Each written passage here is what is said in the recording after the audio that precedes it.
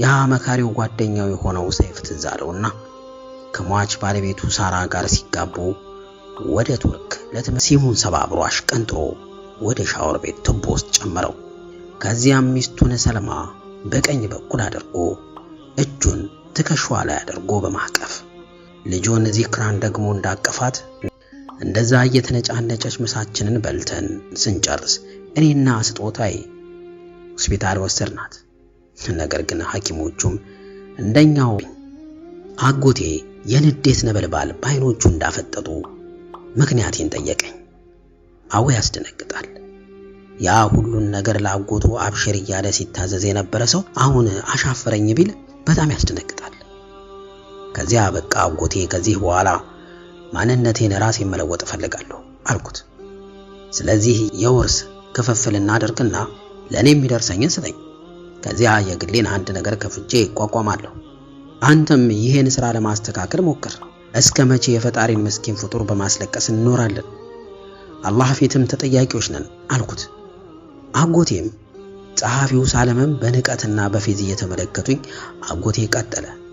አሁን የታወቀ ካላህ ፊት መጠየቃችንን ሲለኝ ድሮማ የታስተምረከኝ ከየትም አምጪው ዱቄቱን ፍጪው በስተቀር ስለ ዲኔና ተርቢያዬ ተጨንቀህ ሳይሆን በውሸት ምላሴ ስለማመጣውና ስለማግበሰብስ ልክ ገንዘብና ሀብት ቀን ሌሊት የምትጨነቅበት ነው። እኔ በዚህ ስራዬ ሰዎች እኔን በጥላቻ ስለመመለከታቸው ለደቂቃ ተጨንቀህልኝ ግን ታውቃለህ? የለም። አራታስ ሌላ ያን ቀይ የሆነ ፊቷን ቲማቲም አስመስለው ለቀቋት። የሰው ይሉኝታና ፍቅር በውስጧ ያለ ፍጥረት። አረ ጌታዬ ስለሷ እንዴት አድርጌ ላመስግን እላለሁ። ከልጅነቴ ጀምሮ ከኖርኩበት ቤት እነሆ አሁን ተባረሬያለሁ። ኮንትራት ታክሲ ይዘን የስጦታዬ ቤተሰቦች ጋር አመራን። ቤተሰቦቿ በሞቅታ ተቀበሉኝ።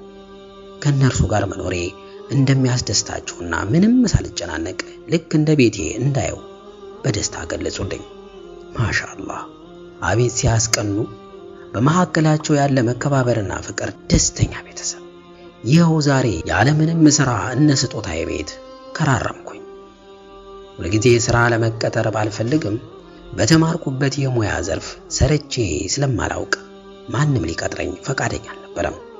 ታዲያ ስራ ሳፈላልግ ውዬ እቤት ስገባ ስጦታዬም ቤተሰቦቿም ተስፋ እንዳልቆርጥ እንዳልሳቀቅ ያበረታቱኛል።